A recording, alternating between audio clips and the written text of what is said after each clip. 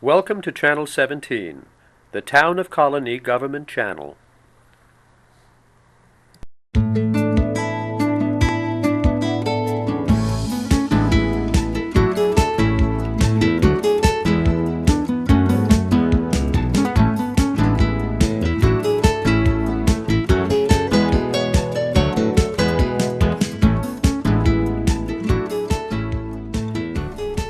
Welcome to The Money Factor, the program that focuses on local business and personal finance topics. I'm Richard Naylor, your host.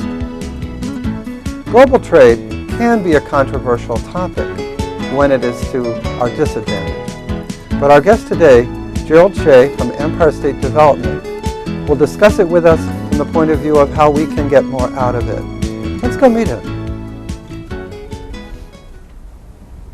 Welcome to the show, Jerry. Thank you very much, Richard. It's a pleasure to be here. Global trade is a really big topic, and sometimes it's good, sometimes it's bad. You reflect, I think, what's really good about it and the understanding of the business community. And I'm really happy that you're here and we can have a discussion about what New York State does for the business community and for promoting global trade. I wanted to start out just by telling us just an overview of what your office does, the name of it, and Sure, I'm glad to do that. I work for Empire State Development, which is the New York State Department of Economic Development, and our overall mission is to try to retain and create jobs in New York State. And in the case of my responsibility, which is coordinating the activities of the International Division, we can accomplish this really in two different ways. One way would be to help existing New York State businesses find opportunities in the global marketplace, wherever that may be. And the other alternative would be trying to attract companies that are established outside the United States to New York. and those would be foreign companies. Foreign companies, Okay. exactly. Whether they're from as close away as Canada or as far away as India, we'd love to attract them to New York and have the opportunity to show them why New York State is a good place for them to do business. And I think that sums up really well what's good about promoting global trade, because we're promoting ourselves. And when you say that one of the goals is to increase employment and by inference the wealth of the state, there's nobody who could feel negative about that. Right. I don't see a downside of this. We are part of a global economy, and I don't know if you've had a chance to read Thomas Friedman's recent book, The World is Flat. I wish I had, and I will. Yeah, it's a good book. I use it in the classes I teach at the universities in the region, and the students are usually quite impressed with his thoughts. But actually, we cannot be an island unto ourselves. From the moment we awake in the morning until we go to sleep at night, we're probably either using, buying, or at least being pitched products and services that were made outside the U.S. And it's very interwoven at this point. It would be very painful and probably impossible without huge dislocation of the economy to do anything but continue forward. Right, right. I think we should take advantage of it and certainly encourage our companies in New York to seek export markets because, you know, just as a for instance, and this is an interesting anecdote, 3 years ago, about this time of the year, I was invited to go to China on a mission that involved mayors from different U.S. cities. And one thing I learned is when you go outside the U.S. carrying a card that says State of New York, you get respect, which is kind of impressive.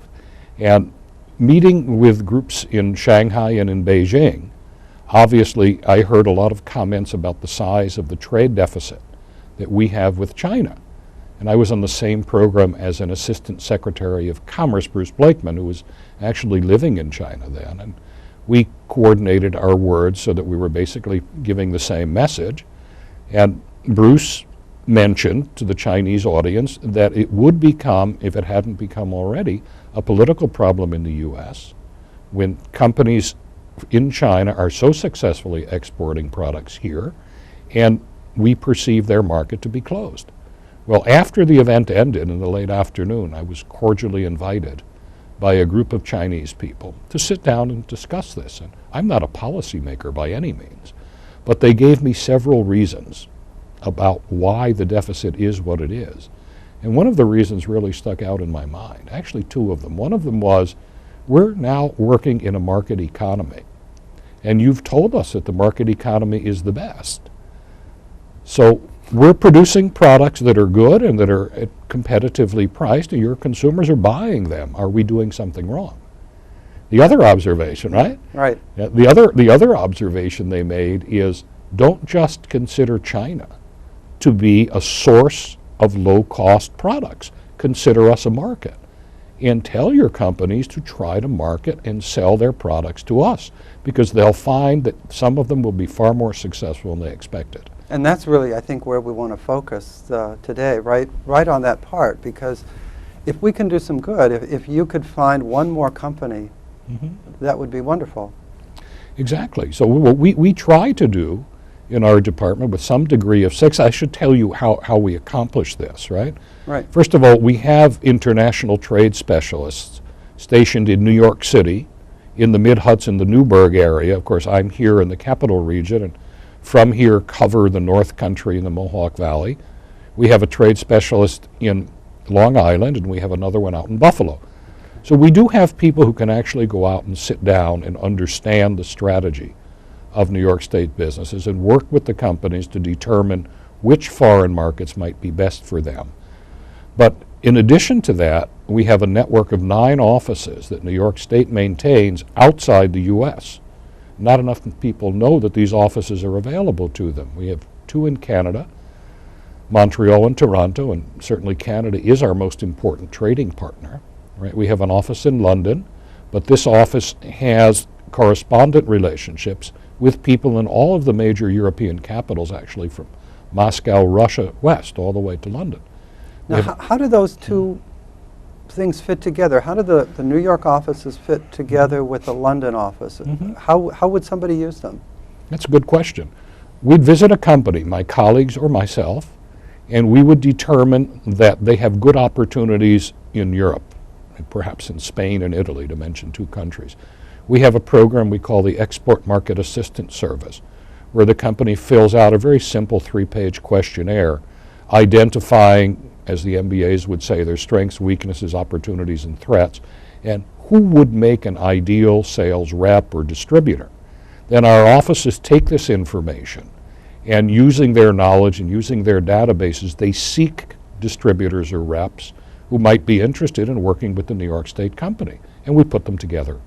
Usually they work out deals. Right? I want to go back just a second, because I took a class from you at UAlbany once on international business, and I learned some interesting things about your background. I think that would be worth sharing. You were also someone who knows about this firsthand.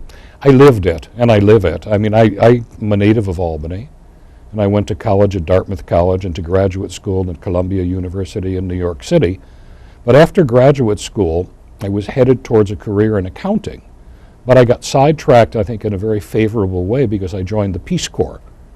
And I served in the Peace Corps in Venezuela, which allowed me to learn Spanish and, fall in love with the people in the country. And normally a Peace Corps volunteer spends 2 years and returns to his or her career. I didn't. I liked life in Latin America quite a bit. So I spent a total of 23 years in Venezuela and 1 year in Ecuador, and did a lot of interesting things. A group of partners and I set up the first commercial mushroom farm in Venezuela. I worked for 10 years for a very large conglomerate that imported and distributed products throughout Venezuela and lived in different cities. I met my wife, and our 3 children were all born in Venezuela, and they were all bilingual, of course. And the last 5 years, which is 1985 to 1990, I served as general manager for what had become Venezuela's largest agricultural cooperative, which actually was my Peace Corps project. It had grown. Wow. So I was pretty well prepared, really, to do international business, because on behalf of this company, I was traveling around the U.S. and traveling to Europe. And, I came back in 1990 with my family because I had the opportunity to go to work for the Department of Economic Development. So it's been almost 17 years now. Great fit. Yeah. Well, you learn and you continue to learn. And I began teaching probably about 12 years ago at SUNY Albany, and teach at Siena College, and I teach in the Union Graduate College, always something related to my area of interest, international business or international marketing. Let's ask a difficult question. At least it seems difficult to me. How do you know, if you're a business, that you might have a product that would be of interest to people in other countries? It's a good question, really a good question. Nowadays, given the technology we have at our disposal, what will normally happen is companies will receive emails sent through their website saying, I saw your product, could you give me a quote? Or could you tell me if I could become your distributor in Australia or in Malaysia, wherever? So it's usually at first reactive. And another common way companies learn this is they participate in a trade show. And in the course of the trade show, there will be visitors from foreign countries who come through, who may talk to them or may just take their literature. And later comes the inquiry. That's amazing. Yeah. So I always imagine that we're isolated, but Yeah. as you're pointing out with the internet, we're not. So if I'm a company and I get an email, the smart thing to do would be maybe contact your office. If there's any doubts, people contact us. Or just And sell, we try- yeah. but obviously there may be an opportunity for development of this. Exactly. Well, we have a methodology that's worked, and it doesn't matter if you're a big company or a small company. And first thing I like to do, and my colleagues like to do when we meet a company, is find out why the company would like to export. What's the rationale behind their decision? In many cases, it's a reactive mode because of an inquiry that's come in. And once we've determined that, obviously a private sector company should make a decision based on its profitability. Right? Hopefully this would become profitable in the short term, but at least medium term. Are there any guidelines? I probably wouldn't go to Germany right now to buy a loaf of bread. Right, right. But there are other things that I associate with Germany. What kind of products are typically something that might be more appropriate for the foreign markets? Well, there's a lot of them, certainly high technology products from the U.S. Anything that can help somebody abroad reduce costs to become more efficient. Because bear in mind, I was in Europe in October 2002, and I could buy a euro for $1. I was in Europe in October 2006, and to buy a euro, I had to spend about $1.27. That means that Europeans have more purchasing power to buy our products. For me as a tourist, it wasn't very good because everything seemed to be a lot more expensive. So this is an opportune moment for New York State companies to look at global markets. That is the sunny side. I've suffered the same thing, although I still find the food to be relatively a good deal over there. Still is good, and certainly the quality. I was in Russia on a sister city program, and I was in Spain, and two very different cultures. In Russia, you have dinner at 6 p.m. In Spain, of course, the restaurants open at 9, and probably the busiest time is 10 p.m. to 11 p.m. But the lifestyle in Europe is different. They, I think, have adapted very, very well to what the global economy is. And many of Germany is one of the world's largest exporters, even though their cost structure is higher than ours. And I think this should give us a little bit of pause to think about that. Germany has lived and breathed foreign trade for a long time, and it's not an accident. And I think it's great that they can combine saving with selling. Right, they do. They've traded, for instance, with the former Soviet countries when they were still Soviet countries. And I'm quite surprised to see how many people in Russia speak German. And some people in Germany obviously have learned Russian, so it wasn't new Their for chancellor, them. for example. Exactly, exactly. And Putin speaks German. Right. Because Putin studied in Germany. So it's interesting to see these ties. We can do this. We can gain a share of the markets we set out to gain, but we have to make a positive effort to do so. So for instance, our London office can help a New York State company find markets from Russia west all the way to Ireland and the UK. And this is what I'd like to see more companies asking us to make matches. And I should finish the list of offices so Sure. the viewers understand where, in fact, we could help them. We have an office in Tokyo, Japan, and Japan continues to be one of the very most important trading partners, and again, with a strong currency. Interestingly enough, the director of our office in Tokyo is a local young man named Clayton Besh, who was born and raised in Rensselaer County but was educated in Japan. Wow. So his Japanese knowledge of the language, knowledge of the Japanese language, its fluency, very, very good. We have an office in Mexico City, and Mexico, because of NAFTA, another important trading partner. We have an office in Jerusalem, Israel. And Israel for New York State is one of the top 5 markets. And then we share offices with several other states through the Council of Great Lakes Governors in Sao Paulo, Brazil, Santiago, Chile, and Johannesburg, South Africa. So that's quite a reach. We're on every continent, and where we're not, the U.S. Department of Commerce can provide matchmaking services. We do not yet have an office in China. We hope to soon. But once we get the office in China, the services will be the same. Department of Commerce has 5 or 6 offices in China, constantly referring businesses to them as they refer them to us, because in the end our goal is increase exports. Right, and whether it's New York or Connecticut or Texas, it's still helping the country. Yeah, that's commerce doesn't care where the products are from. I do. I want New York State companies to gain a benefit from doing this. I think that's a very good thing, and since New York has lost manufacturing business in the past to the South, exploiting some of our strengths certainly makes sense. Right, right, we should. You know, we're considered to be a place where the quality of product that we send is good. We're also, obviously, for New York State, the exports of services, very, very important. It's estimated that in 2005 we exported over $50 billion in goods, right? Wow. And probably about $38 billion in services. And these exports are responsible for over 500,000 jobs in New York State. So it's very, very important. That's a lot of jobs. Very, very important. We're behind California and Texas only in exports, and I think with a little bit of effort we could probably catch Texas. What about problems that people might foresee that maybe they could either be dispelled or dealt with? Language issues, security issues? All good questions, and you know what we like to do is say that you have a team of people that are at your side or behind you supporting you. And we're blessed in New York State because we have an abundance, for instance, of banks who are perfectly able to handle international transactions, including perhaps you're offering to sell your products to a buyer in another country in their currency. And you simply negotiate a forward exchange contract with a bank, and it can be any of the big banks in New York State. They can do this. You also need to have a good logistics provider, a freight forwarder, customs house broker, to assure that you're completely in compliance with federal laws regarding export, and they can expedite the flow of your product, whether it's maritime, whether it's land, or whether it's by air, according to the agreement you make with your customers. So that's a good area maybe to focus on a little more, the paperwork issue, the customs issues. You do provide service there. Right. What we generally do, because one thing, we know what we are and we know what we're not, and we're not freight forwarders and we're not attorneys, but we know who are.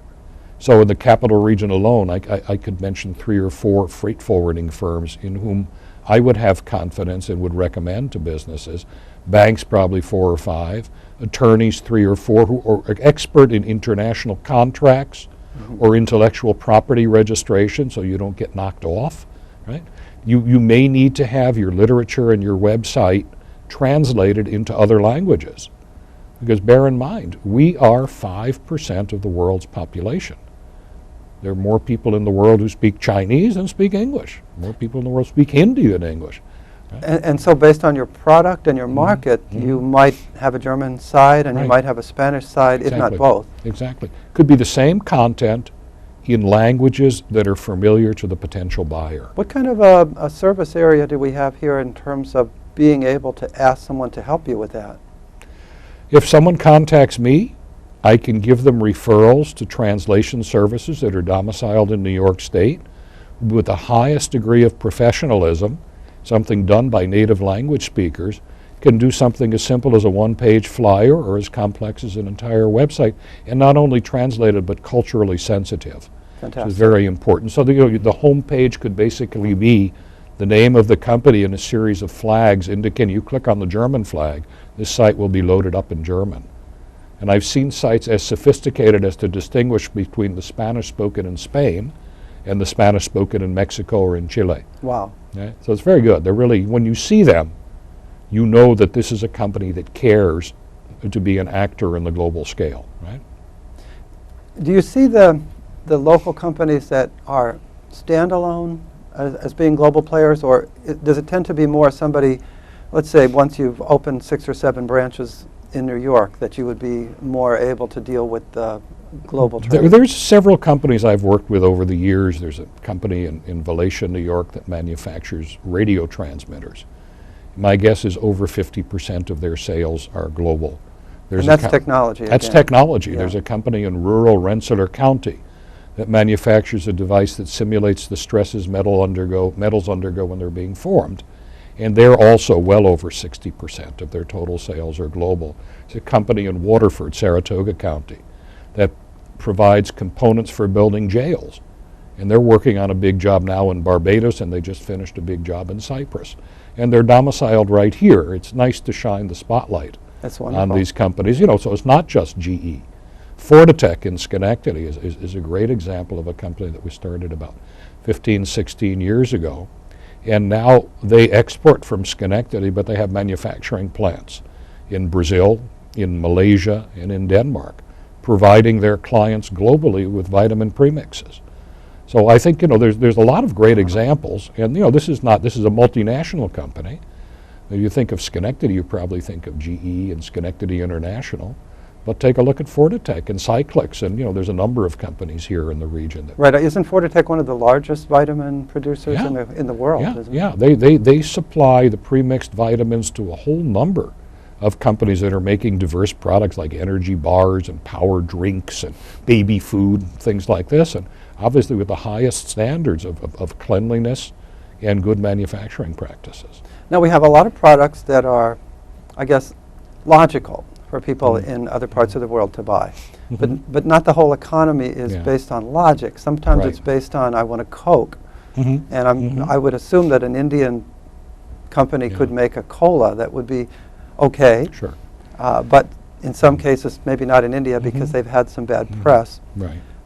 But they are able to sell there. So we have a lot of companies here that are more style-based. And how can we sell some of those to other countries? Consumer goods are harder than business-to-business goods because consumer goods involve taste and involve color. But look at Tough Traveler, Schenectady manufacturer of backpacks and child carriers, 100% made here in the USA. And they sell their products in other countries, even though they're more expensive than similar products made in China. They're or more in Korea. expensive than what's made here Yeah, as well. yeah. But I remember when my children were younger buying them backpacks every year for school until I bought them Tough Traveler, and I didn't have to buy any more Wow. because they lasted so very, very long. We never had a problem with them. So this is something that there are people in the world who will pay for quality. And I think, you know, the person, Nancy Gold, who's the president of Tough Traveler, has done a magnificent job. I'd like to see a rebirth of the American shoe industry. I don't know if I should be so Yeah, lighthearted about it, but every time I look at a shoe now, it's China or something Yeah. and bad. yeah, for sure, for sure. We still have a lot of the design business and fashion business in New York City, primarily, but there are really so many competitive issues regarding labor-intensive products. You know, the glove industry that was present to a great degree in Montgomery and Fulton County, much of that has migrated, although the headquarters and the marketing and the controllership functions of many of the glove companies are still here. You won't find 500 people in a room sewing. Right. So we have, you know, let's say a good part of the business, but not all of it any longer. Right? Now, your office works hard to help with global trade. Are there other state offices that you refer people to All the time. all the time? All the time. Yeah, I mentioned the U.S. Department of Commerce, and they have offices downstate. And the closest office to us here is White Plains, and they cover our territory. And they also have offices in Western New York, in Buffalo and Rochester. They do a real good job, okay? And your website is? Our website is www.empire.state.ny.us, and that's the main website. If anybody wants to send me an email, and you know, any questions or any observations, I am GSHAYE, again, at empire.state.ny.us, or somebody wants to call me in my office, which is in downtown Albany, I can be reached at 518-292-5111. And again, I don't know all the answers, but the answers I don't know, I usually know somebody who has them. And over the years, this is almost 17 years, we've developed quite a network of people right here in the capital region and other parts of New York State who generally can help exporters and potential exporters through just about any issue. That's fantastic. Right. We've covered a lot about our products and getting them to other places. There could also be businesses around that want to import and sell foreign products. Sure. Do you help them as well? We guide them to customs house brokers who will help them with the documentation. Incidentally, Albany is a port of entry. Merchandise can be consigned to Albany, and the U.S. Customs Service has an office in Albany, so the merchandise can come in by ocean and can come into Kennedy Airport and be trucked up here. Merchandise can be cleared here. Capital Region also is home to foreign trade zones, and companies that are importing products, manipulating them in some way, re-exporting them, can save money because they can diminish the amount of tariffs they pay. And there's an organization here called Capital Trade Strategies that currently is the licensee of the World Trade Center, and they're quite expert at helping companies see the benefits of the foreign trade zones. So yeah, I think we can give guidance. We don't work with importers per se because we want to concentrate on creating jobs in New York and not in other countries, Right. but certainly to give them advice on where they can go Right. to make certain that their documentation is correct. We're glad to do that. And in some cases, I suppose that we could import something that we could turn into a greater value. Sure, sure. You can import a component Right. and add value to it here, and if you add enough value, it then can be considered made in USA. And maybe then we export it And again. we can export it Yeah. again. You know, there are experts on actually calculating the domestic value added of a product, so you can claim NAFTA benefits. If you bring in something and add significant value, you could then go in, for instance, to Canada or Mexico duty-free, and that's pretty attractive. How does that work when you add more value? Well, let's say you bring in components, but you do the labor, or you add components here, or you do the packaging here. Someone has to be able to determine if let's say your selling price is 150, your cost is 120. Is at least 50% of your cost here added in the U.S., or does it come from abroad? Okay. And there are experts in doing these determinations of domestic content versus foreign content. Because you couldn't import a device from Taiwan, slap a label on it saying made in USA and send it to Canada. That would And kind of defeat the whole purpose of a Exactly. label. Exactly. Yeah. Although it's hard, is a Toyota made in Kentucky a Japanese car, or is it an American car? Well, I've asked myself that question many Right, times. Probably more American than Japanese, Okay. right? That's Is, good to hear. Yeah. Are the cars assembled by Ford, GM, and Chrysler along the northern border of New York and Ohio and Michigan, American cars or Canadian cars? Hard to tell because some components come from here, some components come from there. That they may be assembled into modules and then finally they're made into a final car. But it'd be really hard to unravel what's made where. Right. Right? At the very least, it's certainly positive that we have employees that are working to put something together and they're Exactly. making money at that. Exactly. Well, our northern border, I'm very familiar with Plattsburgh and Watertown, and in those cities we see a lot of companies based in Canada that have opened facilities in New York State. And, they like to have a U.S. address. They like to have a New York State address. In the case of Plattsburgh, I would estimate no fewer than 50 companies. The owners are Canadian, but the employees primarily are New Yorkers. So That we really- encourage that. That really puts a different tone to the idea of who's in Plattsburgh. Exactly. Plattsburgh, the Plattsburgh North Country Chamber, working with the Montreal, their peers, Okay.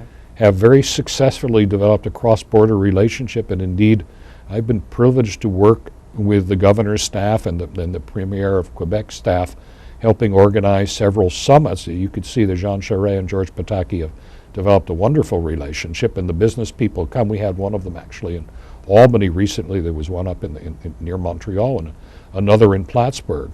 And you can't say it's borderless because it's not. You're crossing a border. But the level of integration and cooperation is really extraordinary. Well, we're just about out of time. I want to offer you if there's something else that I should have asked that perhaps I didn't. I guess a logical question to ask the business people is, what's in it for me? And I would say to business people, I don't have the answer in general, but I'd be happy to meet you specifically to see what's in it for your business. And I'd urge people to become more globally aware. There's a series of organizations in the capital region that I work with. I'm chair currently of the Albany Tula. Tula is a city in Russia, Sister City Alliance. This has been a wonderful relationship, really, where we see Russians and meet Russians since 1992. They have become our friends. I go over there once or twice a year. People from there come here, and we work in all areas of culture, education, health, business development. Another organization that I'm currently involved with and have been for 15 years is the Global Business Network.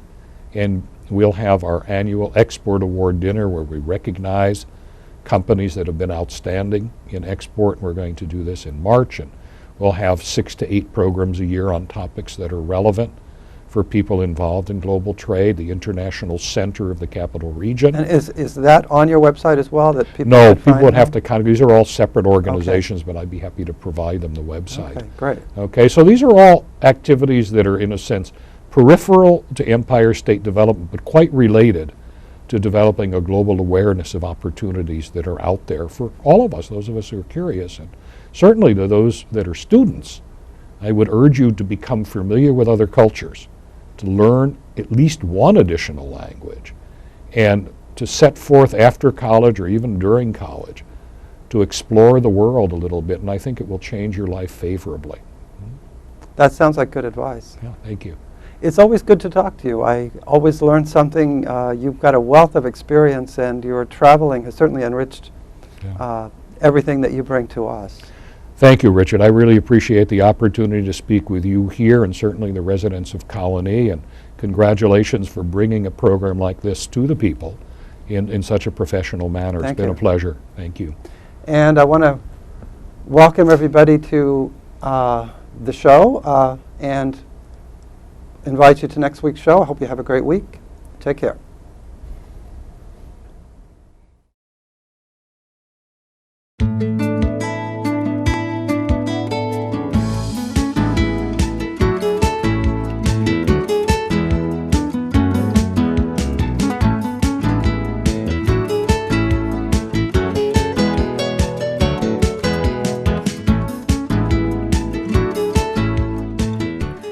Welcome to Channel 17, the Town of Colonie Government Channel.